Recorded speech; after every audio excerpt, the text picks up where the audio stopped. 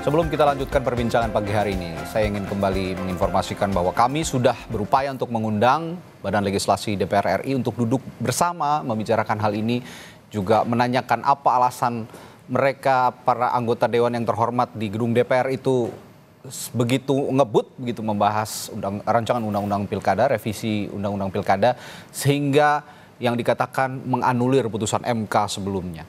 Tapi belum mendapatkan respons dan kami terus berupaya untuk menghadirkan mereka pagi hari ini di forum diskusi kita pagi hari ini. Tadi saya sempat menyinggung Bung Randy, kalau dulu kita akan dihadapkan pada pilihan yang relatif mudah begitu ya untuk memilih calon-calon pemimpin kita begitu. Tapi hari-hari ini dimulai dari Pilpres kemarin, lalu sekarang pilkada, sepertinya begitu sulit masyarakat atau publik ini mencoba memilih dengan tenang, berpikir dengan jernih, dengan drama-drama yang disampaikan para politisi, belum lagi juga lembaga hukum yang terlibat begitu. Ini kita menjadi bingung dan akhirnya civil society juga jengah dan muncullah aksi-aksi seperti yang pagi hari ini kita saksikan begitu sejak 1 malam yang lalu sebetulnya. Apakah cara-cara ini yang bisa menyadarkan mereka-mereka atau kan ada cara lain sebenarnya yang bisa menyadarkan mereka-mereka bahwa kita ini butuh untuk memilih calon pemimpin dengan tenang dan pikiran yang jernih begitu? Kira-kira dari kacamata pemilih. Ya dari kacamata kita ya pressure juga, public pressure itu penting. Jadi gerakan mahasiswa yang kita lihat, demo, demonstrasi dan sebagainya itu bagian dari sebenarnya kita mempengaruhi public policy, mempengaruhi kebijakan-kebijakan publik yang diambil baik pembuat undang-undang, DPR dan pemerintah, maupun dari pokoknya semua pihak lah penyelenggara negara ini. Oleh karena itu sebagai kan tekanan kan publik. Harus demikian, itu yang pertama. Penting, tapi yang kedua juga sebenarnya begini, konstruksi dalam pendekatan konstruksi hukum ini yang kita bahas saat ini, maka JPPR memandang dalam kaitan voters education, kita wajib memberikan pendidikan publik kan kepada masyarakat. Tentu saja. Bahwa kenapa saya selalu kembali ke putusan MK, ya kan? Karena kita berangkat dari konstruksi hukum. Tadi konstruksi sosial politiknya, tekanan massa. Tapi konstruksi hukumnya, saya rasa jelas dalam putusan Mahkamah Konstitusi, misalnya pasal yang putusan 70 ya soal usia itu, Mahkamah secara jelas dalam pertimbangan hukumnya mengatakan begini, apabila KPU ya, Komisi Pemilihan Umum, memerlukan teknis untuk menjalankan misalnya norma pasal 7 ayat 2 huruf E terkait usia minimal 25-30 itu, maka harus sesuai dengan pertimbangan hukum yang ada dalam satu kesatuan putusan Mahkamah Konstitusi itu. Tidak boleh bertentangan. Seandainya bertentangan, ya karena sifat erga omnesnya kan berlaku saat dibacakan, itu kata MK ya, Mahkamah bukan saya nanti dibaca. Seandainya tidak, maka Mahkamah dengan kewenangannya berpotensi untuk menyatakan tidak sah persyarat. Menganulir. Itu poin hukumnya. Oleh karena ini menyambung yang Pak Herdi tadi katakan, misalnya soal Kaisang. Saya tidak bicara soal Kaisang misalnya. Saya bicara soal katakanlah kapista. Ada seorang kapista, dia mau daftar calon bupati di suatu daerah yang umurnya belum 25. Dia nanti genap 25 supaya gampang 27 November 2024 ini. Nah, kapista ini karena putusan MK tadi kan, dia mengikat penyelenggara, mengikat peserta pemilihan, mengikat seluruh warga negara. Itu dalam konstruksi Mahkamah. Maka kapista ini yang mendaftar belum 25. Jadi bupati, nanti dia 25-27 November, saat ditetapkan oleh KPU 22 September, maka dia berpotensi untuk digagalkan atau dinyatakan tidak memenuhi syarat oleh Mahkamah dalam perselisihan hasil pemilihan. Walaupun dia menang, udah capek-capek loh. Artinya keterpilihannya dianulir. Itu ada dalam teks putusan 70.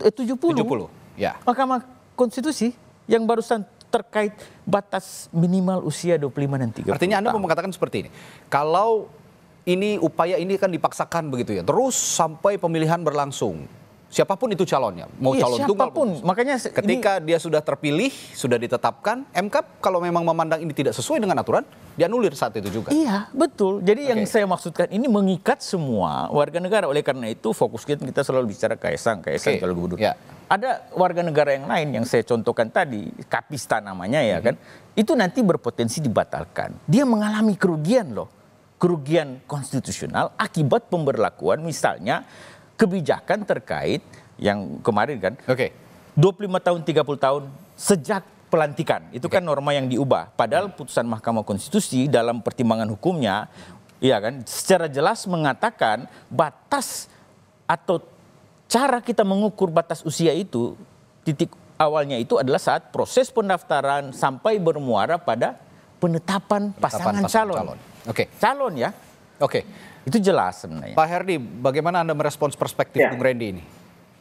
Ya, saya setuju. Ada dua catatan saya dari pernyataan Bung Randy ya. Satu, cara berpikir atau melihat putusan MK itu kan tidak bisa secara parsial. Betul yang dibilang tadi. Misalnya ketika kita melihat putusan 70 ya, kan yang disampaikan pada saat rapat panja balai kemarin disebut bahwa itu kan putusan yang menolak ya di dalam amar. Sementara ya ini sekaligus menyampaikan ya, saya bersedia menghibahkan kelas saya kalau kemudian anggota-anggota DPR dan pemerintah mau kuliah soal ini. Bahwa putusan tidak bisa dilepaskan antara amar dan pertimbangan hukum. Itu yang kerap kali kita sebut sebagai ratio decidendi. Kalau kita buka buku-buku hukum apapun, perspektif teori apapun, amar tidak boleh kita lepaskan dari pertimbangan hukum atau ratio decidendi itu. Nah, di dalam ratio decidendi itu kan jelas disampaikan oleh mahkamah. Dalam perspektif historis, bahwa praktek selama ini, hitungan soal batasan usia itu dihitung pada saat penetapan pasangan calon, bukan pelantikan. Yang kedua, dalam konteks apa yang disebut MK sebagai batas penelaran yang wajar, kalau kita kuliti kembali putusan Mahkamah Agung yang 23/2024, itu kan jelas, satu menguji PKPU yang 9/2020, sementara MK dalam kapasitas karena punya otoritas dan kewenangan menguji konstitusionalitas undang-undang terhadap undang-undang dasar, maka seharusnya kalau cara berpikirnya masih waras, maka yang kita gunakan adalah putusan Mahkamah Konstitusi yang 70 itu. Itu yang pertama. Yang kedua, tadi Bung Randy juga sempat menyinggung soal konsekuensi. Saya setuju itu. Kalau kita belajar misalnya praktek selama ini, Pilpres di 2019, Pilpres di 2024, ketika Ma'ruf Amin juga dipersoalkan, kalau teman-teman masih ingat ya, pada saat pencalonan, kan sempat diisukan bahwa Ma'ruf Amin juga masih terdaftar di satu badan usaha milik negara yang dipersoalkan di dalam pencalonan.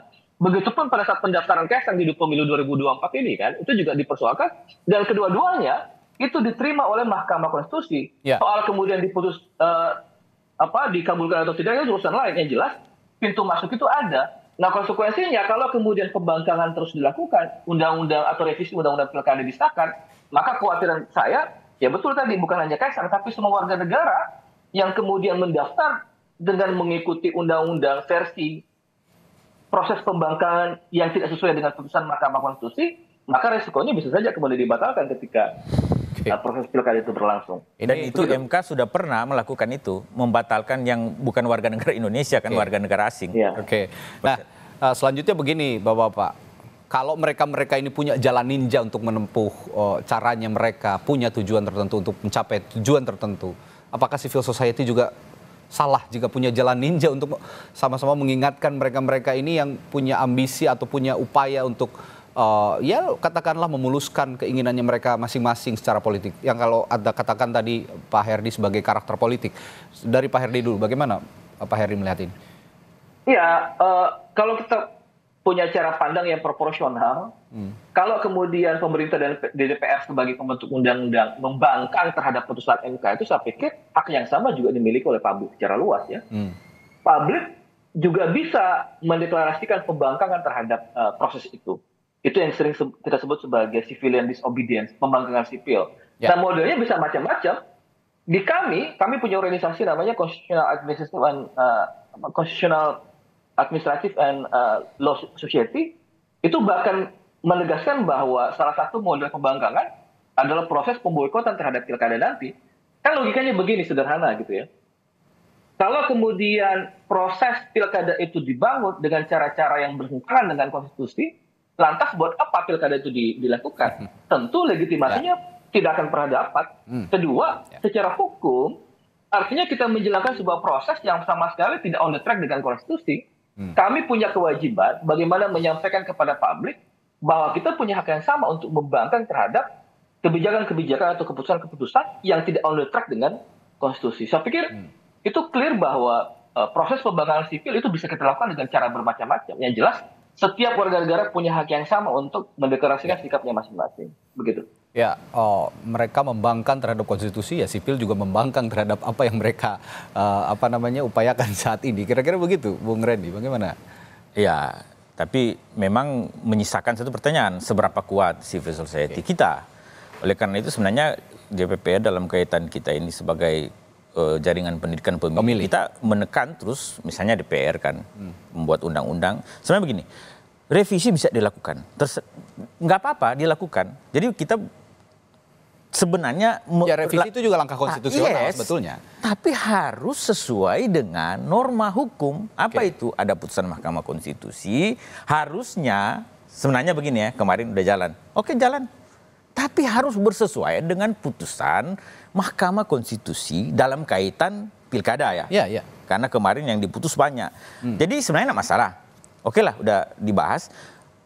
Yang lucunya dan ini paradoksial adalah yang dilakukan dalam konteks revisi kemarin kan itu langsung bertentangan dengan putusan Mahkamah Konstitusi yang tadi Pak Herdi juga sebutkan dan saya sebut soal umur dia mengikut Mahkamah Agung. Padahal sudah kita tahu bahwa Mahkamah Agung kemarin yang diuji itu adalah PKPU, peraturan KPU terkait pencalonan, pasal 4. Yang memang di PKPU itu ada tambahannya, umur 25, 30 dan sebagainya, saat penetapan pasangan calon. Nah itu yang dinyatakan MA itu dirubah saat pelantikan.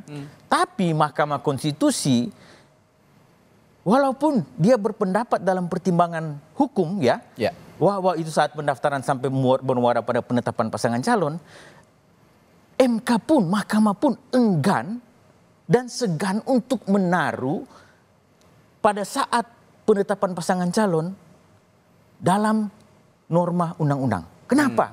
Karena dia bilang ini nanti anomali loh. Anomali kenapa? Dalam semua konstruksi hukum kita yang namanya persyaratan yang menyangkut batas usia, pertama open legal policy. Yang kedua, itu tidak pernah disebutkan pada saat pendaftaran atau pada saat penetapan pasangan calon. Misalnya calon presiden umurnya sekian.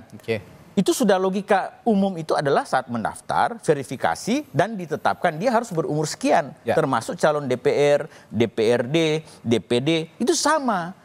Makanya dia sebut anomali kalau mahkamah menyatakan umur itu nanti harus ditambahkan saat penetapan pasangan calon. Artinya dia menjaga konstruksi hukum itu sehingga benar harus begitu. Nah, yang ini meluruskan konstruksi hukum. MK konteksnya seperti itu. Oleh karena itu DPR misalnya sekarang kan tetapkan berdasarkan norma hukum. Jangan menabrak aturan. Nanti yang susah siapa? Yang sulit pertama KPU, penyelenggara. Karena dalam pertimbangan hukum secara jelas menyatakan KPU itu harus mengikuti norma Mahkamah Konstitusi. Sekarang nanti ada begini. Ini ya, kalau terjadi misalnya sesuatu yang kita takutkan, keburukan bahwa Mahkamah Konstitusinya bilang A, undang-undang revisi hari ini misalnya kemarin hari ini memutuskan berbeda. KPU akan ikut yang mana? Itulah yang KPU membingungkan. akan ikut yang mana? Nah sementara mereka kalau KPU ikut undang-undang kan, kemudian bertentangan dengan putusan Mahkamah Konstitusi, semua norma yang sudah dinyatakan Mahkamah Konstitusi bertentangan dengan Undang-Undang Dasar kan tidak mempunyai kekuatan hukum mengikat. Jadi itu jadi problematis nanti ke depan. Ada satu hal lagi yang menarik terakhir yang akan saya tanyakan kepada para narasumber saya. Ke Pak Herdi dulu. Pak Herdi, meskipun saat ini adalah upaya dari DPR gitu ya, merevisi Undang-Undang Pilkada dan kebut sekali akan segera disahkan revisi ini. Tapi yang menarik adalah PDI Perjuangan sepertinya tetap akan mengusung calon-calon pemimpinnya di kepala-kepala daerah ini, calon-calon kepala daerah ini berdasarkan atau berbasis pada putusan MK. Apa yang terjadi saat ini dan bagaimana implikasinya, Pak Herdi? Ya, meskipun secara historis PDIP juga pernah melakukan hal yang sama ya ketika masih segaris dengan Pak Jokowi, Presiden Jokowi dalam hal ini gitu. Tetapi ya belum terlambat untuk sadar gitu ya, kembali pada jalan yang benar, bahwa partai seperti PDIP hendaknya itu memang berdiri tegak di barisan paling depan bagaimana kembali menegakkan demokrasi yang sekarang sedang diobok-obok oleh pemerintah dan DPR. Jadi saya pikir kalau kemudian yang menjadi problem ada pada pembentuk undang-undang, maka tidak ada pilihan lain. Semua orang-orang yang masih punya kewarasan, masih menjaga akal sehat, itu harus keluar kandang. Karena bagi saya, ini adalah tugas sejarah yang mesti kita emban. Kalau kemudian cara berpikir DPR dan pemerintah sudah ngaco seperti ini, melakukan cara-cara kotor untuk melanggar kekuasaan, maka semua orang yang masih punya kewarasan harus keluar kandang. Kalau kita misalnya pinjam katanya Benazir Bhutto ya saat-saat indah bagi sebuah kapal itu adalah ketika ditambatkan di dermaga, dia kelihatan indah berbandingkan cahaya.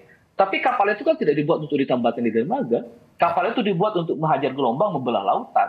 Maka semua orang-orang yang masih waras berpikiran waras, ya harus keluar kandang, penuhi kantor-kantor pemerintahan untuk menyatakan sikap bahwa ada yang salah dengan cara berpikir DPR dan pemerintah. Karena kalau melihat pada sejarah, saya pikir ya hanya dengan tumpah ruah di jalan-jalan kemudian perubahan itu bisa kita lakukan. Soekarno tumbang karena massa yang besar, pressure massa yang besar.